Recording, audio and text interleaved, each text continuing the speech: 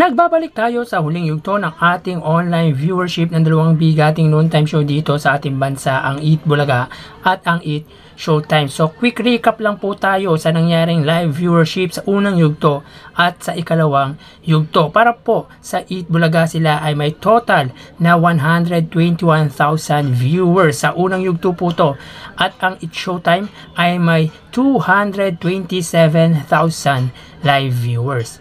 Sa ikalawang yugto naman ng ating online viewership, ang total na nakuha ng Eat Bulaga ay 105,000 viewers. So ibig sabihin ay nabawasan po ang live viewership ng Eat Bulaga ng 16,000 sa ikalawang yugto. Samantalang ang Eat Showtime naman, sa ikalawang yugto sila ay nakakuha ng total na 260,000 viewers. Meaning to say, nadagdagan ng 33,000 ang live viewership ng Eat Showtime. So, ilalagay ko po ang link ng live viewership ng unang yugto at ikalawang yugto sa description ng ating video na ito. So tara ating alamin ang live viewership ng dalawang bigating noontime show. Para sa Eat Bulaga, under TVJ Facebook page na may 2.1 million followers, at sa Eat Showtime na may 17 million followers. So as of 2:11 PM,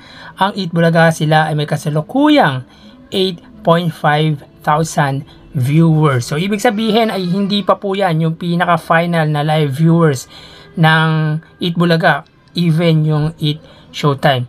Ang Eat Showtime naman, makikita po natin sila ay may 11.8k live viewers. So click po natin yung actual live viewers ng dalawang noontime show. Para po sa Eat Bulaga sila ay may 5,100 viewers at may segment na pera free.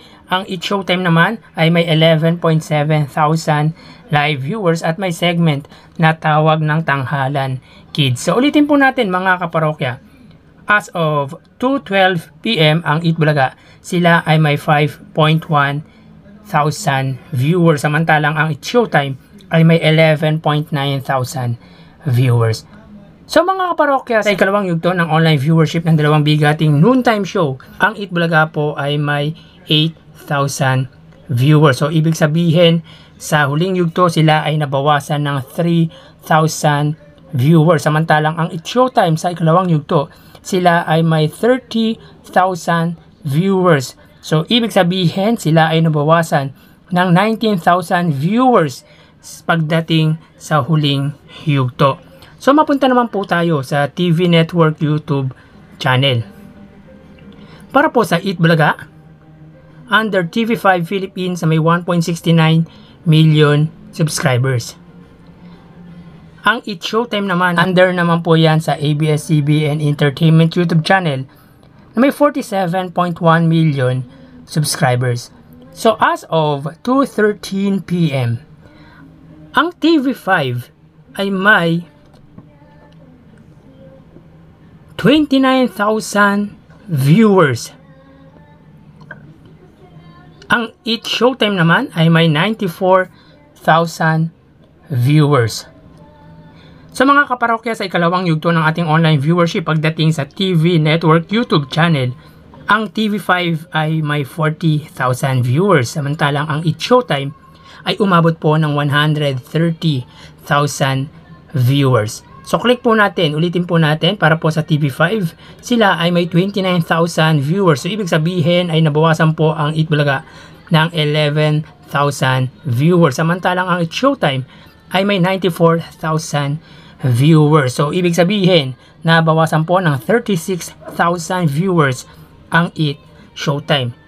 Under yan sa ABS-CBN Entertainment YouTube channel. Mapunta naman po tayo sa main YouTube channel ng dalawang noontime show.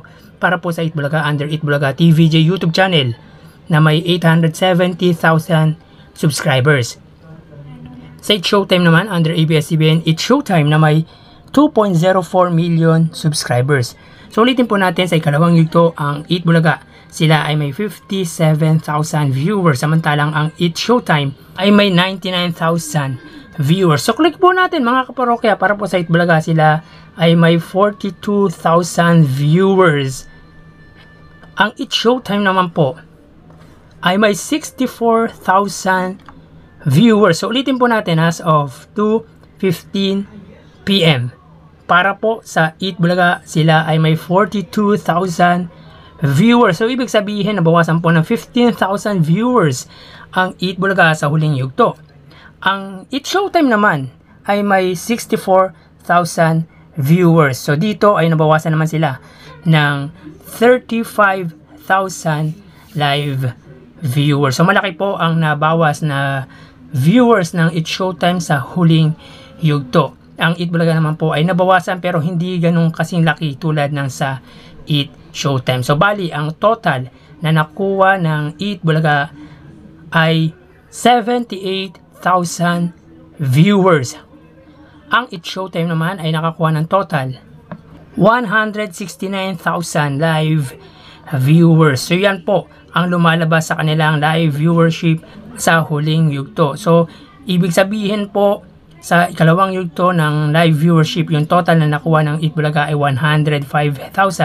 Sila po ay nabawasan ng 37,000 viewers. Samantalang ang Eat Showtime sa ikalawang yugto, sila ay may 260,000 viewers at ngayon sila ay may 169,000. Sila ay nabawasan ng 91,000 live viewers. So yan po lumalabas sa kanilang online viewership as of 2:17 PM. At bukas ho ay matutunghayan nyo na naman ang panibagong yugto ng ating online viewership ng dalawang pinakamalaking noontime show dito sa ating bansa, ang Eat Bulaga at ang Eat Showtime. Magpapaalam na po ako. Thank you and God bless.